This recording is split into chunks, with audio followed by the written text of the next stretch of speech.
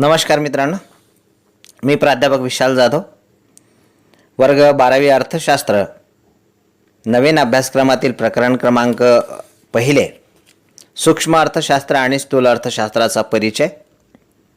या प्रकरणातील पहिल्या व्हिडिओमध्ये प्रस्तावना, त्यानंतर सूक्ष्म अर्थशास्त्राच्या मुख्य शाखा, सूक्ष्म अर्थशास्त्र आणि स्थूल अर्थशास्त्र, त्यानंतर सूक्ष्म अर्थशास्त्राची ऐतिहासिक वाटचाल आणि त्यानंतर स्थूल अर्थशास्त्राची ऐतिहासिक वाटचाल, या 3 मुद्द्यांचा अभ्यास आपण सविस्तरपणे केलेला आहे।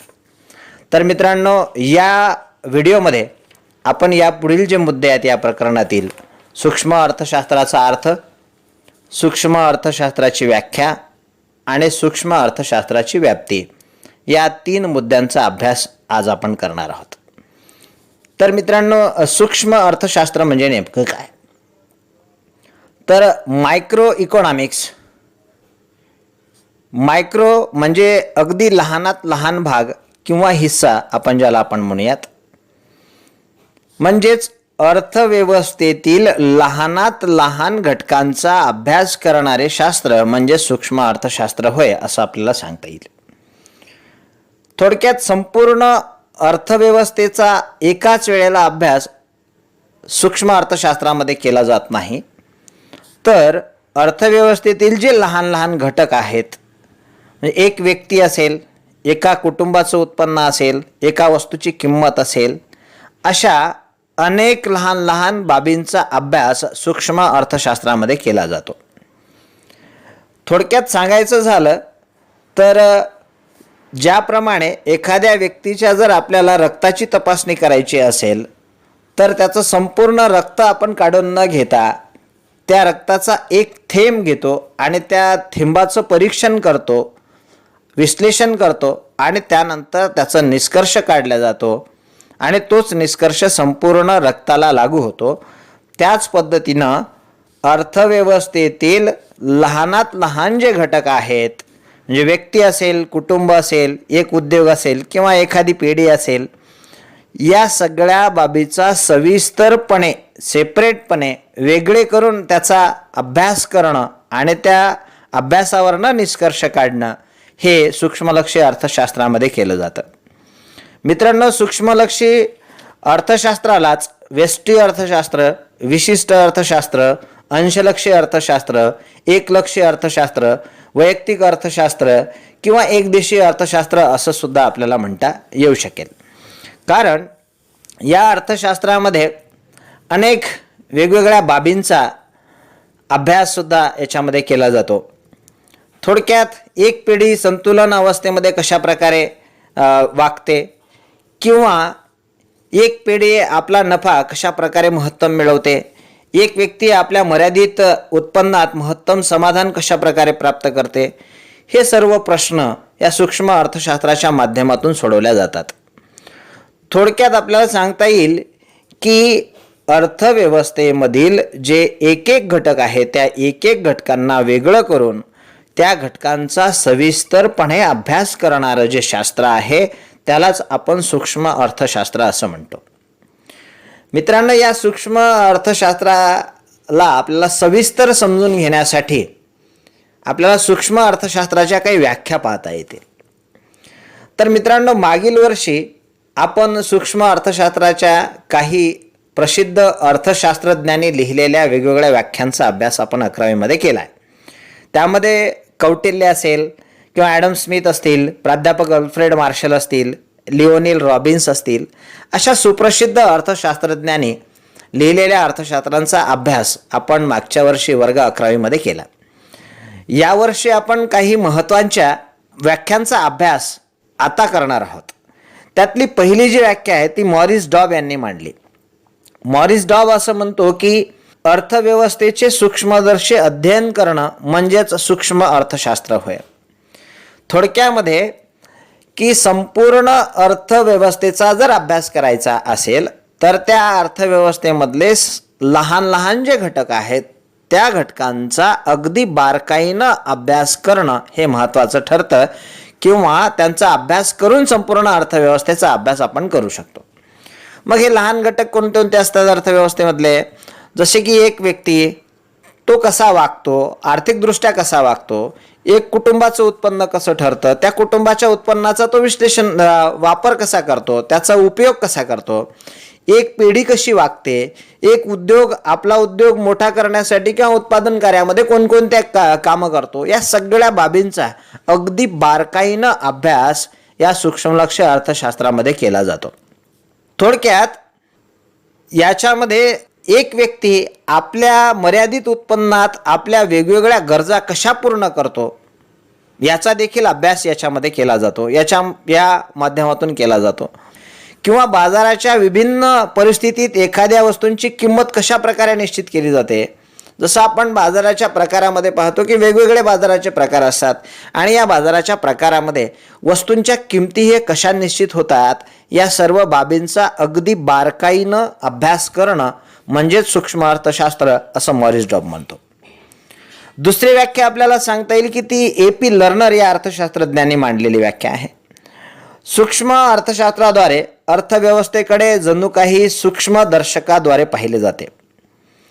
अर्थव्यवस्थारूपी शरीरातील लाखो पेशी म्हणजे व्यक्ती आणि कुटुंब उपभोक्त्याच्या रूपाने आणि व्यक्ती व उत्पादन संस्था उत्पादकाच्या रूपाने अर्थव्यवस्थेच्या संचालनात कशा प्रकारे भूमिका पार पाडतात हे अभ्यासण्यासाठी सूक्ष्मलक्षी अर्थशास्त्र या पेशीकडे जणू काही सूक्ष्मदर्शकातून पाहते.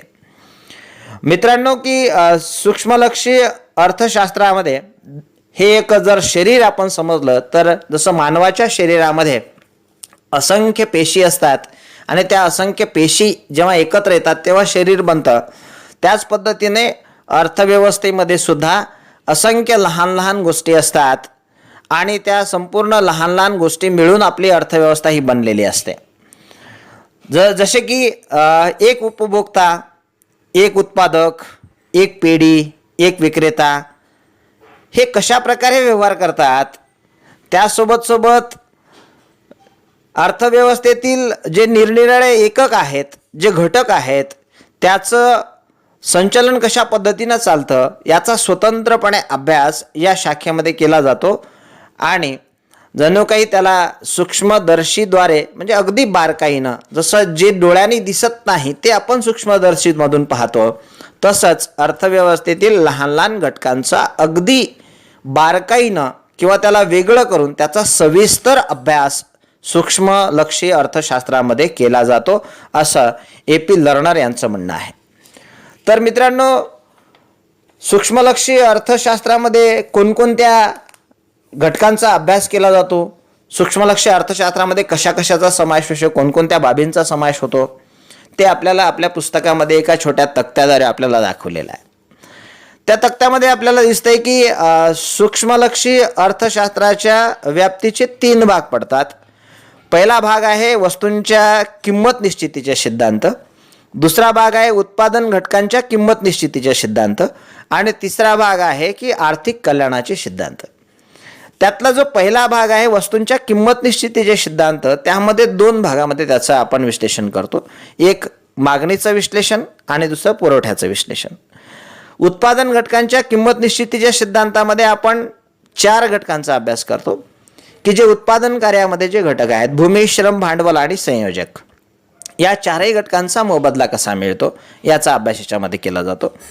त्यासोबत आर्थिक कल्याणाच्या सिद्धांतामध्ये आपण 3 भागामध्ये त्याचं रूपांतर करतोय. उत्पादन क्षेत्रातील कार्यक्षमता, उपभोग क्षेत्रातील कार्यक्षमता आणि एकूण आर्थिक कार्यक्षमता. तर मित्रांनो, की वस्तूंच्या किंमत निश्चितीचे सिद्धांत म्हणजे नेमकं काय? वस्तूची जी किंमत असते ती किंमत मागणी आणि पुरवठा या दोन्ही घटकांच्या संतुलनाने होत असते. समजा जर एखाद्या वस्तूंची किंमत आपल्याला ठरवायची असेल किंवा किंमत निश्चित करायची असेल तर त्या वस्तूची मागणी किती आहे, त्या वस्तूचा पुरवठा किती आहे आणि कोणत्या किमतीला मागणी आणि पुरवठा हे सारखे आहेत आणि तीच किंमत मग त्या वस्तूची निश्चित केली जाते. थोडक्यात मागणीचे वेगवेगळे सिद्धांत, पुरवठ्याचे वेगवेगळे सिद्धांत, या दोनही सिद्धांतांचा अभ्यास या सूक्ष्मलक्षी अर्थशास्त्रामध्ये केला जातो. यालाच आपण सूक्ष्मलक्षी अर्थशास्त्राची व्याप्ती म्हणता येईल. थोडक्यात जे काही 2 प्रकारच्या वस्तू आपण वापरत असतो त्यामधल्या एक वस्तू असते उपभोग्य वस्तू आणि दुसरी असते भांडवली वस्तू. तर उपभोग्य वस्तूंच्या किमती कशा ठरतात आणि भांडवली वस्तूंच्या किमती कशा ठरतात, तर हे मागणी आणि पुरवठ्यावर सगळं अवलंबून असते. तर मागणी आणि पुरवठ्याचा संपूर्ण अभ्यास या सूक्ष्मलक्ष्य अर्थशास्त्रामध्ये केला जातो. दुसरा घटक आहे उत्पादन घटकांच्या किंमत निश्चितीचे सिद्धांत. याचा सुद्धा अभ्यास सूक्ष्मलक्ष्य अर्थशास्त्रामध्ये केला जातो. तर मग उत्पादनाचे कोणकोणते घटक असतात? उत्पादनाचे 4 घटक असतात: भूमी, श्रम, भांडवल आणि संयोजक. जसं की भूमीला मिळणारा खंड, श्रमाला मिळणारा वेतन किंवा मजुरी, भांडवलाला मिळणारा व्याज आणि संयोजकाला मिळणारा नफा. हा कसा निश्चित केला जातो याचा अभ्यास सूक्ष्मलक्ष्य अर्थशास्त्रामध्ये केला जातो. थोडक्यामध्ये की भूमीचा सविस्तर अभ्यास आणि सोबतच भूमीला मिळणारा जो काही खंड आहे त्या खंडाचा अभ्यास तो कसा निश्चित केला जातो.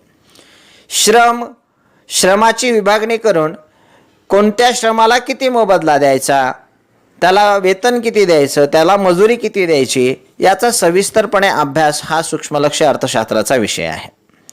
त्यासोबत भांडवलाला व्याज, भांडवलाला किती प्रमाणात व्याज द्यावा, या संपूर्ण वेगवेगळ्या सिद्धांताचा या संदर्भातील अभ्यास हा सूक्ष्मलक्ष्य अर्थशास्त्राच्या व्याप्तीचा विषय आहे किंवा अभ्यासाचा विषय आहे. तिसरा घटक आहे व्याप्तीमधला, तो आहे आर्थिक कल्याणाचे सिद्धांत. मग आर्थिक कल्याणाच्या सिद्धांताचे आपल्याला 3 भागामध्ये त्याचं आपण विश्लेषण करतोय.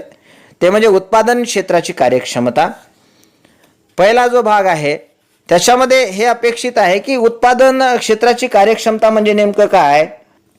उपलब्ध साधन सामग्रीच्या मदतीने जास्तीत जास्त उत्पादन घडवून आणणे म्हणजेच उत्पादन क्षेत्राची कार्यक्षमता होय.